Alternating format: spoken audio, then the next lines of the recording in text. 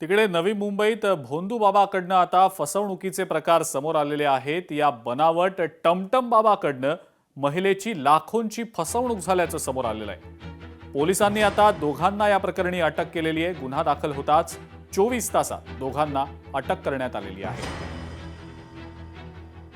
महिन्यामध्ये त्या एकलहरी बाबा त्याचा जो गुरु आहे टंटन बाबा त्याला घेऊन आला आणि या दोघांनी त्या महिलेच्या घरी ऑक्टोबर महिन्यामध्ये पूजा घातली। ब्लॅक मॅजिकची प्रक्रिया जी आहे त्या ठिकाणी पार पडली। नाशिक प्रकरणानंतर सगळं बंधूभावांचं सगळीकडे बातम्यांमध्ये यायला लागलं, तेव्हा त्या महिलेला खात्री पटली की आपली सुद्धा अशीच फसवणूक झाली, म्हणून ती येणाऱ्या पोलीस स्टेशनला काल आली।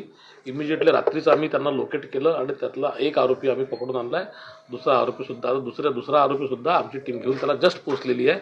आपली पीसी चालू असताना एक आरोपी आम्ही सकाळीच घेऊन आलो। असे दोन्ही आरोपी जे आहे एकलहरी बाबा आणि टंटन बाबा हे आमचे येणाऱ्या पोलीस स्टेशनचे सिनियर पी आय देवेंद्र पोळ त्यांची टीम डीबीची यांनी हे आता परिश्रम घेऊन कामगिरी 24 तासाच्या आतमध्ये उघडकीस आणली आहे। भोंदू खरातचा पाय आता आणखी खोलात गेलेला आहे, कारण 7व्या गुन्ह्यात खरातला आता न्यायालयीन कोठडी मिळालेली आहे। 8व्या गुन्ह्यातल्या ताब्यासाठी आता SIT कडून कोर्टामध्ये पत्र सादर करण्यात आलेलं आहे। 8वा गुन्हाही महिलेवरील अत्याचाराचा आहे आणि त्यामुळे उद्या अशोक खरातच्या संदर्भातील 8व्या गुन्ह्याचा युक्तिवाद कोर्टामध्ये होईल।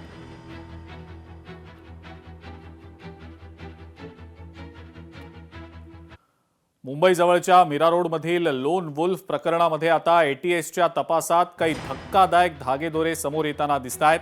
आरोपीनं धर्म विचारल्यानंतर हल्ला केल्याचा आरोप झालेला होता आणि कलमा पडता न आल्यानं हा हल्ला केल्याची पीडितांनी माहिती देखील दिलेली होती।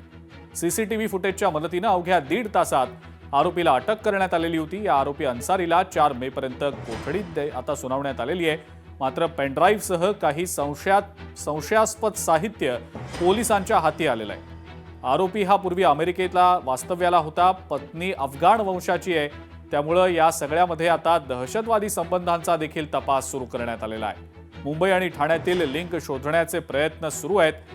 मात्र या घटनेनंतर या मीरा रोड परिसरात, नयानगर परिसरात भीतीचं वातावरण असून ATS कडनं सध्या सखोल तपास सुरू आहे।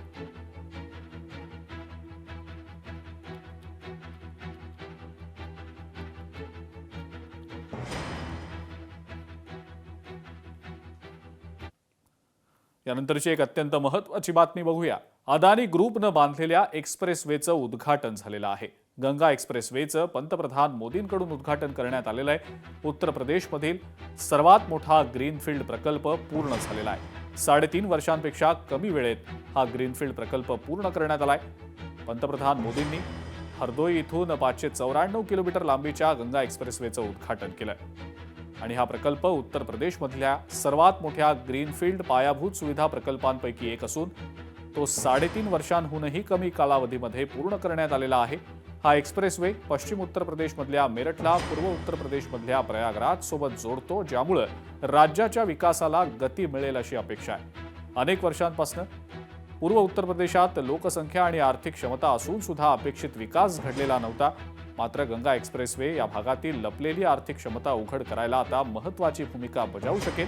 हा प्रकल्प चांगली कनेक्टिव्हिटी, कमी प्रवास अंतर आणि राज्याच्या विकास कॉरिडॉरशी मजबूत कनेक्टिव्हिटी देत पूर्व उत्तर प्रदेशला एक नवी आर्थिक दिशा देणार आहे।